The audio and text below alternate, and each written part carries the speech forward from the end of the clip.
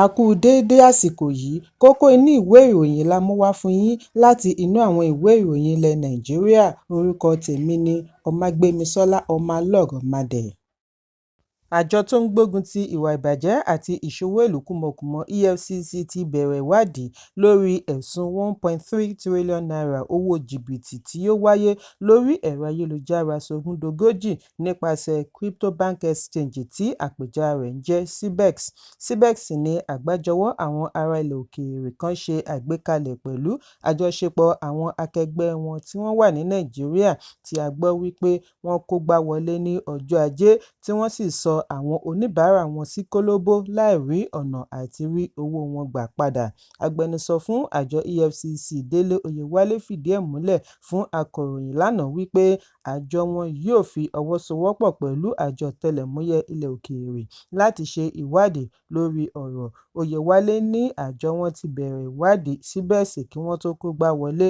Ó fi kún un wípé ìgbìyànjú ti ń lọ lọ́wọ́ láti rí àwọn tilẹ̀ yìí àti tòkè òkun tí wọ́n lọ́wọ́ nínú ìwà jìbìtì yìí mú. Ó ní àwọn á rí dájú wípé wọ́n gba ọmọ orílẹ̀-èdè kalẹ̀ lọ́wọ́ gbogbo ohun tó ní í ṣe pẹ̀lú owó sogúndogójì. Kì í ṣe àwọn nìkan, wọ́n pọ̀ bẹ́ẹ̀ tí àwọn ti bẹ̀rẹ̀ ìwádìí lórí wọn jákèjádò orílẹ̀-èdè. Kí CBEX tó kógbá wọlé ni wọ́n fi àtẹ̀jíṣẹ́ ránṣẹ́ sí àwọn oníbàárà wọn kí wọ́n san $100 nítorí ọ̀ríkínniwín tí wọ́n fẹ́ ṣe láti lè fẹsẹ̀ àpò ìkówósí wọn múlẹ̀ fún àwọn tí owó wọn bá dín ní $1,000, $200 fún àwọn tí owó wọn bá lé ní $1,000, kí wọ́n sì tọ́jú ìwé ẹ̀rí deposit slip wọn dáadáa fún ìgbà tí wọ́n bá máa fi gba owó wọn láìmọ̀ wípé wọ́n ti ṣetán àti kógbá wọlé. CBEX ni a gbọ́ wípé wọ́n pààrọ̀ orúkọ wọn lórí ẹ̀rọ alátagbà domain name láìmọye ìgbà láàrin oṣù kínní ọdún 2024 sí oṣù kejì ọdún 2025. Ìpolongo CBEX pọ̀ lórí ẹ̀rọ abánidọ́rẹ̀ẹ́ àti àwọn akẹgbẹ́ wọn pẹ̀lú èrè gọbọi tí wọ́n ń ṣèlérí fún àwọn ọmọ orílẹ̀-èdè láti fi tàn wọ́n wọ inú okoòwò. Èyí ń wáyé lẹ́yìn ọjọ́ díẹ̀ tí àjọ Securities and Exchange Commission ṣe ìkìlọ̀ fún ọmọ Nàìjíríà kí wọ́n ṣọ́ra fún ilé-iṣẹ́ okoòwò tí kò bá ṣe ìforúkọsílẹ̀.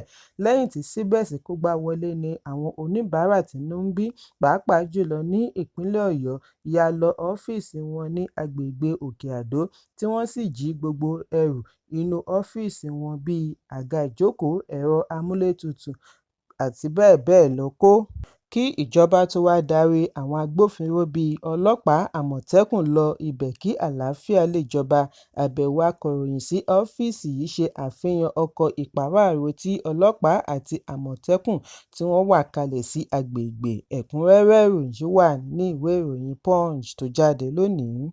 Ìjọba àpapọ̀ ti kéde ọjọ́ Ẹtì ọjọ́ 18 àti ọjọ́ Ajé ọjọ́ 21 oṣù kẹrin ọdún 2025 gẹ́gẹ́ bí ọjọ́ ìsinmi lẹ́nu iṣẹ́ láti fi sààmì ayẹyẹ ọdún Kìrìsìtẹ́nì ti Ìfarajìn àti Àjíǹde tí ń ṣe Good Friday àti Easter Monday. Mínísítà abẹ́nú Dókítà Olúbùnmi Túnjí-Òjó tí ó ṣe ìkéde yìí gẹ́gẹ́ bí aṣojú ìjọba àpapọ̀ fi ìkíni kú oríire ránṣẹ́ sí àwọn Kìrìsìtẹ́nì káàkiri orílẹ̀-èdè fún àjọyọ̀ ayẹyẹ. Mínísítà tẹnumọ́ pàtàkì àti ìgbé ìwà Kristi wọ̀ pẹ̀lú ìfarajìn àti ìfẹ́ gẹ́gẹ́ bí Jésù Kristi ṣe àfihàn tí ó fi kún fún ọmọ aráyé nítorí ìràpadà ọkàn wọn. Nínú àtẹ̀jáde ọwọ́ Permanent Secretary Madeleine Ajayi láti Ministry ni mínísítà ti ké sí ọmọ Nàìjíríà kí wọ́n lo àǹfààní ìsinmi yìí gbàdúrà fún àlàáfíà, ìrẹ́pọ̀ àti ìbàlẹ̀ ọkàn fún orílẹ̀-èdè.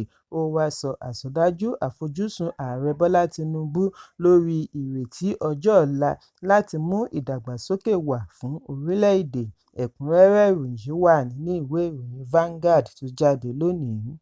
Ìjọba ìpínlẹ̀ Rivers ti fèsì sí ọ̀rọ̀ tí ẹgbẹ́ àwọn agbẹjọ́rò NBA sọ wípé $300 mílíọ̀nù tí àwọn gbà lọ́wọ́ ìjọba ìpínlẹ̀ Rivers jẹ́ ẹ̀bùn tí kò ní ṣùgbọ́n nínú, kì í ṣe fún àgbékalẹ̀ ìpàdé ọlọ́dọọdún. Ìjọba wá lérí láti lo gbogbo ìgbésẹ̀ ìlànà òfin láti rí owó yìí gbà bí NBA bá kọ̀ láti tìkálára wọn dá owó yìí padà.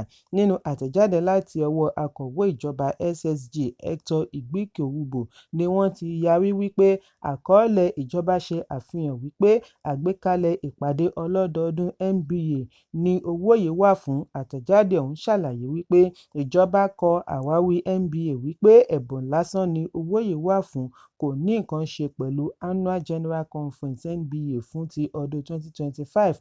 Wọ́n ní ìjọba ìpínlẹ̀ Rivers wọ àdéhùn pẹ̀lú NBA pẹ̀lú òye wípé bí wọ́n bá ṣe àgbékalẹ̀ AGC ní ìpínlẹ̀, èyí yóò pèsè àǹfààní fún ọrọ̀ ajé wọn kí ó sì ní ipa lára okòòwò ará ìlú kí NBA tó wá yí ìpinnu wọn padà tako àdéhùn tí wọ́n jọ ṣe bí wọ́n ti gbé ìpàdé wọn lọ ibòmíràn láì dá $300 mílíọ̀nù tí wọ́n gbà lọ́wọ́ ìjọba padà.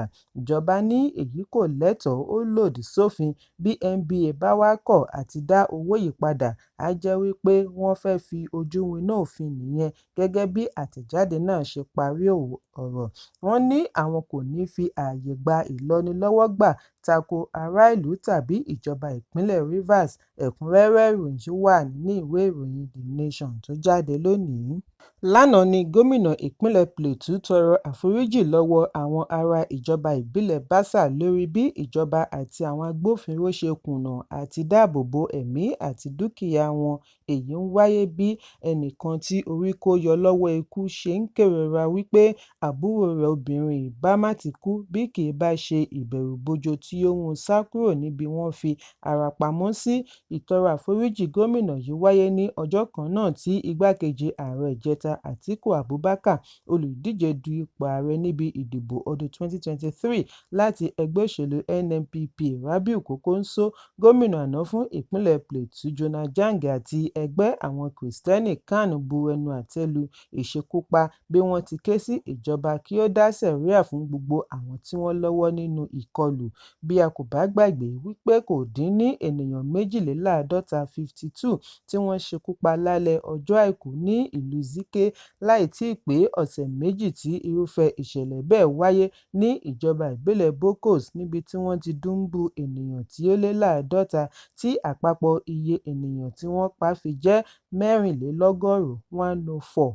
Gómìnà tí ó tọrọ àforíjì ní ààfin ọba láyélúwà Paramount Ruler ìlú Miango ṣàlàyé wípé láti ọjọ́ Ajé ni òun ti wà lẹ́nu ẹkún nítorí òun ti ní ìgbàgbọ́ wípé pẹ̀lú gbogbo ètò ààbò tí wọ́n ti ṣe, òun kò lérò wípé irúfẹ́ ìṣẹ̀lẹ̀ báyìí tún lè wáyé mọ́, ṣùgbọ́n ètò ọmọ aráyé ni àwọn ṣe, èyí sì lè kùnà. Ìdí nìyí tí òun fi gbà wípé àwọn ṣe àṣìṣe kí wọ́n dákun foríjì òun. Ó wá rọ ará ìlú kí wọ́n má rẹ̀wẹ̀sì nínú ìgbìyànjú wọn àti pa agbègbè mọ́, kí wọ́n kún àwọn agbófinró lọ́wọ́ pẹ̀lú pípèsè ìròyìn tó ṣeé fọkàn tẹ̀, kí wọ́n sì tú àṣírí àwọn amòòkùnṣìkà. Ọba ilẹ̀ Irigwe Ronku Aka náà fèsì bí ó ti rọ ìjọba kí wọ́n ṣe ìrànlọ́wọ́ fún ìlú pẹ̀lú ohun amáyédẹrùn. Bákan náà ni gómìnà pẹ̀lú ikọ̀ ìkọ́wọ̀ọ́rìn entourage rẹ̀ lọ ṣe àbẹ̀wò sí lára àwọn ẹbí tí wọ́n pàdánù ẹni wọn sínú ìkọlù. Gbogbo àwọn tí wọ́n kú ni wọ́n ti sin.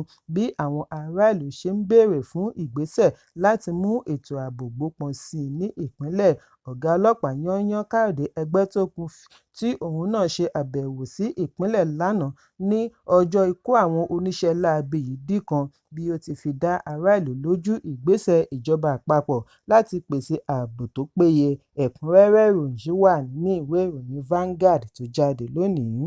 Ilé-ẹjọ́ Magistrate tó fìkàlẹ̀ sí Adó-Èkìtì, ìpínlẹ̀ Èkìtì ti pàṣẹ kí wọ́n fi arábìnrin ẹni 20 ọdún Joy Ikoja sí ọgbà ìwà àtúnṣe lórí ẹ̀sùn wípé ó fa àpò kórópọ̀n Scodoza kí ọ̀rẹ́kùnrin rẹ̀ Ibrahim Usman ya. Ọlọ́pàá abánirojọ́ Rìpẹ́tọ̀ Adébóyè Adéṣẹ́gun ni ó ṣe ẹ̀sùn wípé afẹ̀sùnkàn ṣe ẹ̀sùn yìí láàrin aago 8 alẹ́ ọjọ́ 12 oṣù kẹrin ní agbègbè Ìrònà, Adó-Èkìtì. Abánirojọ́ rọ ilé-ẹjọ́ kí ó má gba ìyọ̀ǹda rẹ̀ nítorí ó ṣeé ṣe kí ó sálọ. Agbẹjọ́rò rẹ̀ David Ogbede rọ ilé-ẹjọ́ kí ó gba ìyọ̀ǹda bí ó ti sọ àsọdájú wípé kò níbi lọ, ṣùgbọ́n adájọ́ Májísírèètì Ọlátọ̀míwá Dáramọ́lá kọ̀ láti gba ìyọ̀ǹda rẹ̀ bí ó ti pàṣẹ kí wọ́n fi pamọ́ sí ọgbà ẹ̀wọ̀n àtúnṣe Adó-Èkìtì kí ó tó wá sún ìgbẹ́jọ́ mìíràn sí ọjọ́ 22 oṣù kẹrin. Ẹ̀kúnrẹ́rẹ́ ìròyìn wà nínú ìwé ìròyìn Punch tó jáde lónìí. Lánàá ní ilé-ẹjọ́ gíga tó fìkàlẹ̀ sí ìlú Ìkẹjà, ìpínlẹ̀ Èkó wọ́gi lé ẹ̀sùn ìbanilórúkọjẹ́ tí agbẹjọ́rò ajàfẹ́tọ̀ọ́ ọmọnìyàn àgbà amòfin Fẹ́mi Fálànà àti ọmọkùnrin rẹ̀ ìlúmọ̀ọ́ká olórin Fọlárìn Fálànà tí gbogbo ènìyàn mọ̀ sí Falz pè tako ìlúmọ̀ọ́ká orí ẹ̀rọ abánidọ́rẹ̀ẹ́ Vincent Ọ̀sẹ̀ aka Verydarkman. Adájọ́ Matthias Dáúdù ni ó wọ́gi lé ẹ̀sùn yìí lẹ́yìn tí ó ṣe àwáwí wípé ẹ̀sùn ọ̀hún ti fẹ̀ẹ̀kan tẹ́lẹ̀ wà ní ilé-ẹjọ́ mìíràn.